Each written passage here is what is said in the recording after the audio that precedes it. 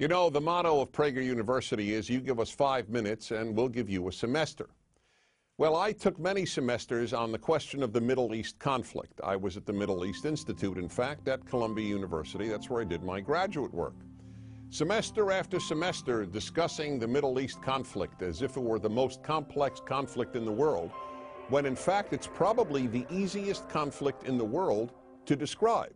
It may be the hardest to solve, but it really is the easiest to describe. And really, in a nutshell, this is what it is. Israel would like to exist and recognizes the right of the Palestinians to have a state.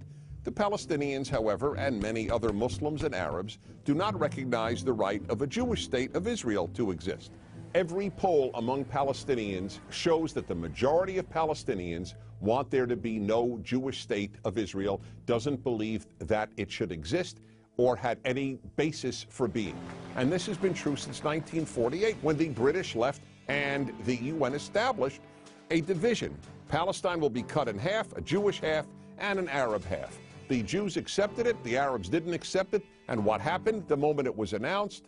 Arab armies, about 7 Arab armies, attacked the Jewish state in order to destroy it. To everybody's surprise, the little Jewish state survived, and that was pretty much it.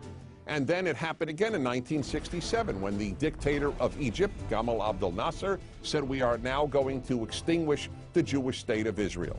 And Jordan joined him and Syria joined him, but Israel attacked first, and so Israel survived. And that is how Israel, and only that way, came to occupy what was called the West Bank of Jordan, where many Palestinians lived, because many Palestinians lived in that part of Jordan. So the war was over in '67, and what did the Arabs do? The Arab states all went to Khartoum, Sudan, and announced no recognition, no peace, and no negotiations. The 3 famous no's. What was Israel supposed to do?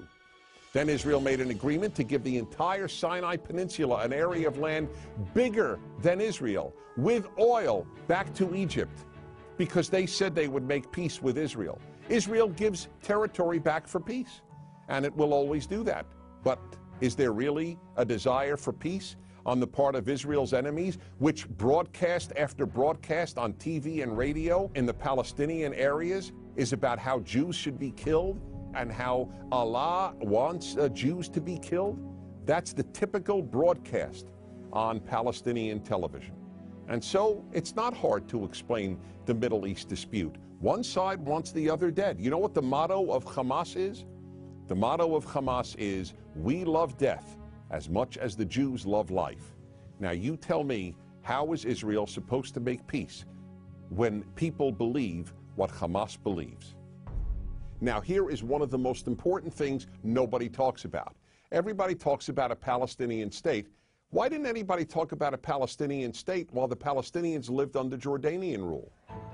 Because the truth is, people started talking about a Palestinian state once the Palestinians were under Israeli rule, because it was always a way to destroy the Jewish state of Israel. And I say Jewish state because that's what it is. There are many, many Arab states, but there's only one Jewish state. It is about the size of New Jersey. In fact, Israel is the size of El Salvador. El Salvador.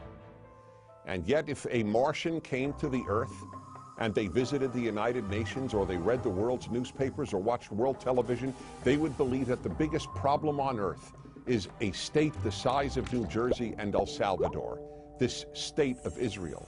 This preoccupation with a little democratic, humane state is absolutely irrational. And here's another question to be asked.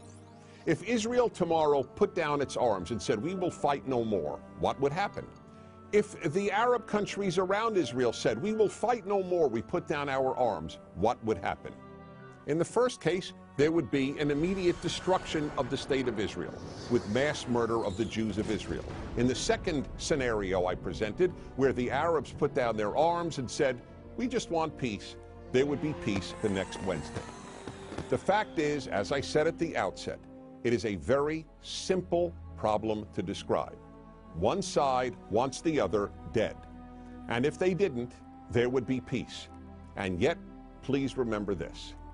There has never been, never in the history of the world, a state in that area in what is called geographically Palestine that was not Jewish. Israel is the third autonomous Jewish state to exist in that area.